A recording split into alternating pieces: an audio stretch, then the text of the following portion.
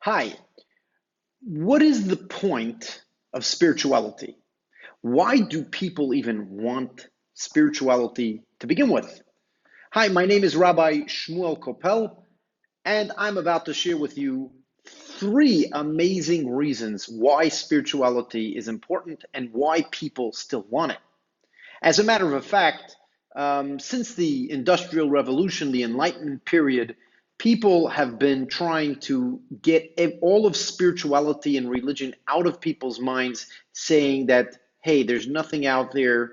Science has the answers. We figured it out, and we have the best ideas. Even though there are so many scientific advancements in the world today, and we get more and more new technology all the time. For some reason, the exact opposite is happening with this movement. Instead of more and more people realizing science has the answer, there is no bigger answer, there is no deeper reality. Instead of that growing, it's the exact opposite. More and more people today are searching for spirituality. They're searching to connect to something bigger and better than we've ever discovered, or perhaps than we will ever discover. Perhaps it's something that is beyond the human capability. But people are searching for that even more as technology grows, contrary to what many people thought. Many people thought that the more technology grew, the less we will need to rely on something bigger. So I'm about to teach you the three reasons why spirituality is still a very big part of the world, and it's a major part of every single person's life. Before I go into the details, I just want to ask you a favor. If you did not do it yet, please click below. There is a button that says subscribe. You click subscribe. Right after you hit subscribe, a bell will appear. Click the bell, and you will be notified every time I upload a new video. Okay, so let's go straight to the point at hand. What is the point of spirituality? Remember, I'm going to tell you three reasons, and I want you to listen to every single one because, of course, I saved the best for last. Reason number one, why is spirituality very important? Is because it is a very powerful tool to control people. I'm sure you never would have thought of that. By the way, that was sarcastic. Many people blame religions for trying to control the masses. People called religion the opium of the masses. It is a very easy way to control people when you get people to admit that there is something beyond them. And of course, they need you for it. Or let's look at it from an outside perspective. If somebody comes and says, hi, you should accept that there is a greater reality than what you see. If you are to actually accept that and say, you know what, you're right, you are actually taking your mind and handing it to that other person. You're basically saying, my mind cannot figure it out, and your mind at least realize that there was something out there, and I give my mind to you. It's called mind control. Okay? So the second you admit that your mind is inferior and you need someone else, and I like pointing this out, you need someone, another person, to tell you and to give you the guidance from this higher being, you are essentially taking your brains and handing it to the person that you are following. And that's how most religions work. You go into the church, you go into a mosque, you go into a synagogue for that, say, it happens in every religion that I've seen, is basically there's a leader, a clergy, a rabbi, a priest, a sheikh, a monk, whoever it is, and you say, here's my brain, I would love to take off my head and hand it to you, right? Now, again, why is it growing? Is because at the end of the day, people are not necessarily driven by truth. And I should say not necessarily, because deep inside, I think people are driven by truth. But people are also driven to do what will ever be in their best interest. So you will always have more more, how should I say it? manipulative human beings that know that they can use this power to control others, and they will try to manipulate people to do that. There is a benefit, there's an interest. Okay. Many people wonder why Coca-Cola still exists when it's not very healthy to drink. The answer is because people buy it, and therefore Coca-Cola makes it. If Coca-Cola knew how to make a drink that will sell better than Coca-Cola, they probably would, but they don't. They find that Coca-Cola sells. So they sell Coca-Cola even though they know that it's not very healthy for the people drinking it. It's the same exact thing. If somebody has a personal interest, they want to control people, they find the benefit. Overdoing that, there will always be people that try to use that for their own selfish benefit, and therefore it will always grow. Now, in the Enlightenment period, in the Industrial Revolution, since there was so many new ideas, people started using their own brains and started thinking of their own ideas, and therefore many people ran away from religion. But as time goes on, people are kind of, I would say, the manipulators of the world have gotten better at manipulating people. And since there are people that are better at manipulating people, they grew with the times and they know how to manipulate you even in a time period where everybody is thinking. So that is why religion is growing, because you have people that want to manipulate people for their own benefit. Okay? That's reason number one for spirituality. I know those of you who are atheists are like, yay, go Rabbi. And those of you who are theists or somebody who follows a religion is like, uh-oh, what's this rabbi trying to tell me? Okay, but that's reason number one. Reason number two for spirituality is an escape. You want to leave your current reality because perhaps it is bitter. Perhaps you don't like what's going on. You lost. You thought you were going to make $1 million and instead you lost your house. You thought that you were going to be a famous artist and you were rejected. On Americans Got Talent, they threw you out. So you're like, oh, horrible. Life sucks because they just told me that I can't accomplish my dreams. So you want to escape. Okay, you want to escape reality. Many people want to escape reality, especially when they have things that don't go their way and they have struggles and anxiety in life. People are looking for an escape. And part of that is to say, you know what, this is what God wants, and I have no control over it.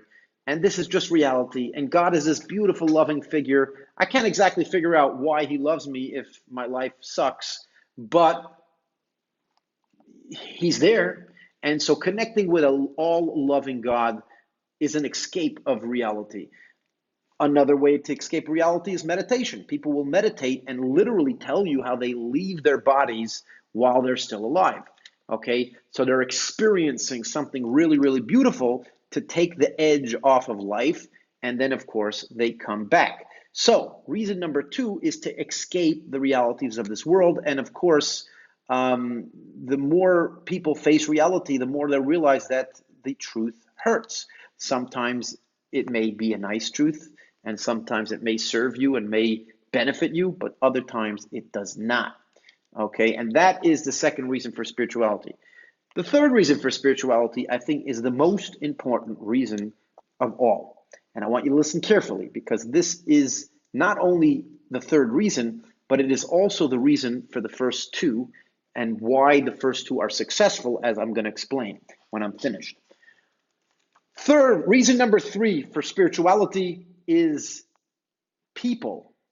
Every person that I've met, I was able to show them that deep inside, they do not recognize themselves as a human being.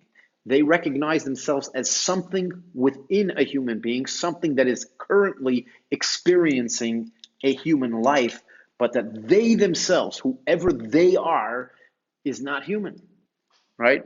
Now, some people, atheists, try to claim, no, that's not true. I believe that when I die, I'm dead and I'm done. I disagree with you. I think that every person doesn't believe that they die, they're dead, and they're done. I'm going to share with you a very simple story that I've heard.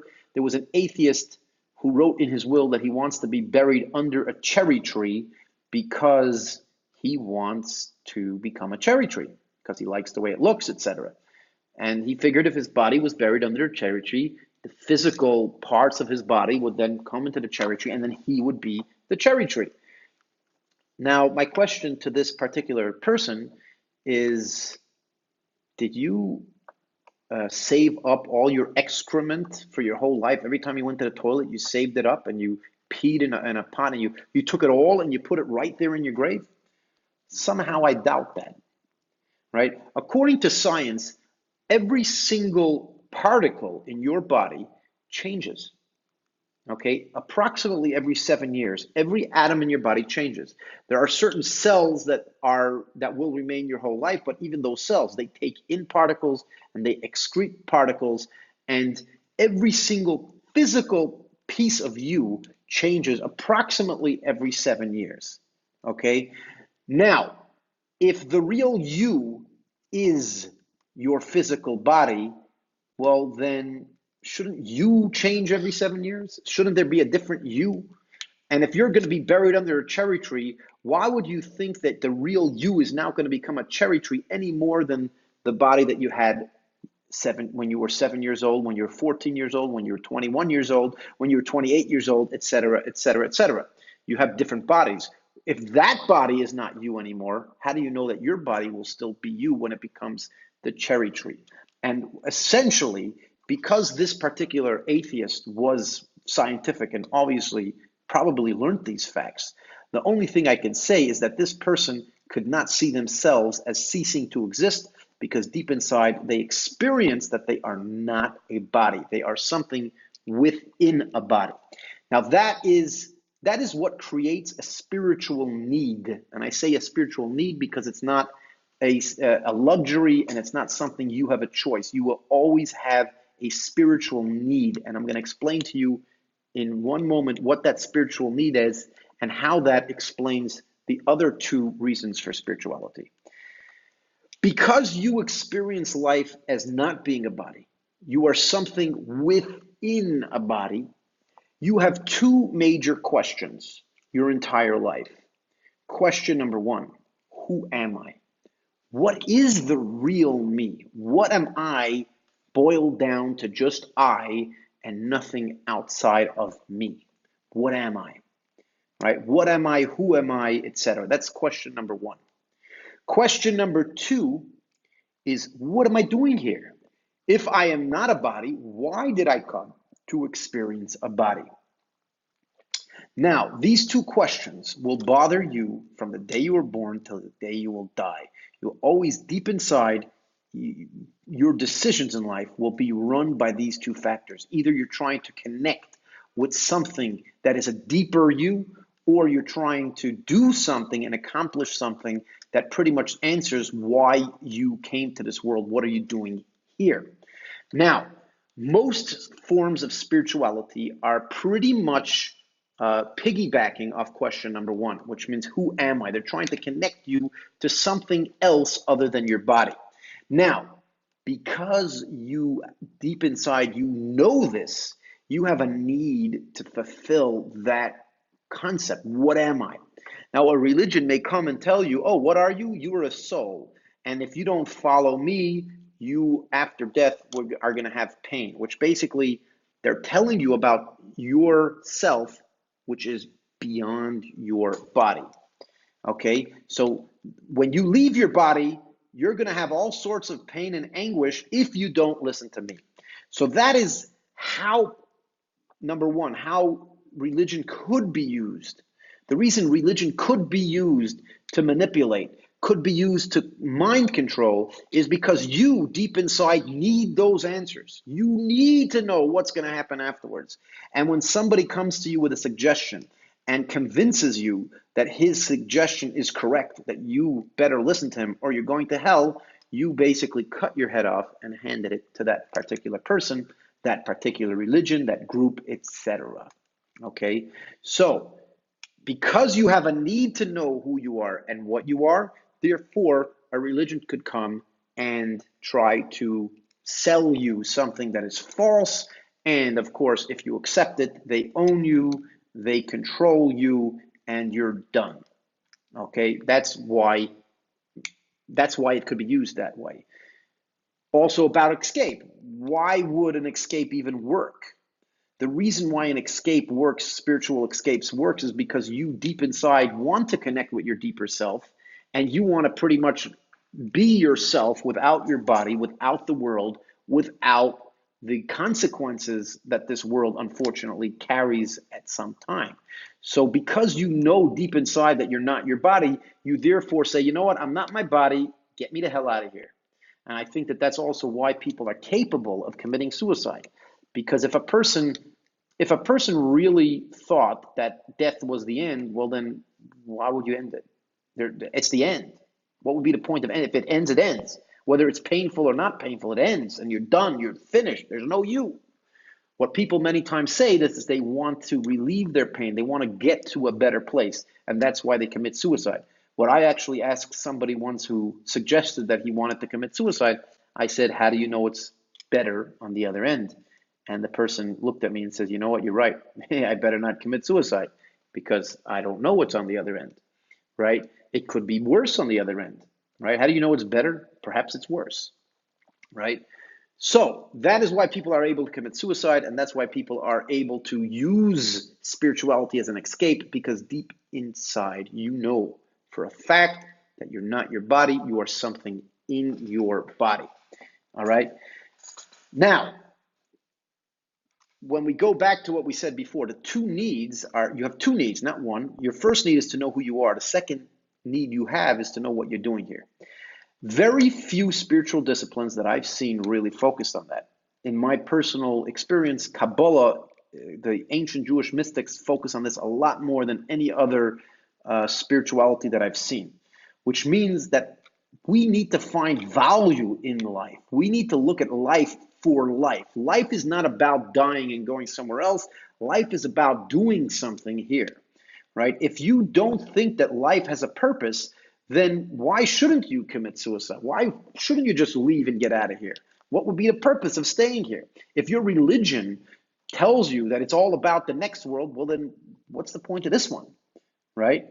Just because you're afraid of something, you're afraid of dying, you're afraid, no, if there's no point, there's no point, right? If you want a healthy spirituality, you need to also figure out the value and the purpose that your soul came to this world.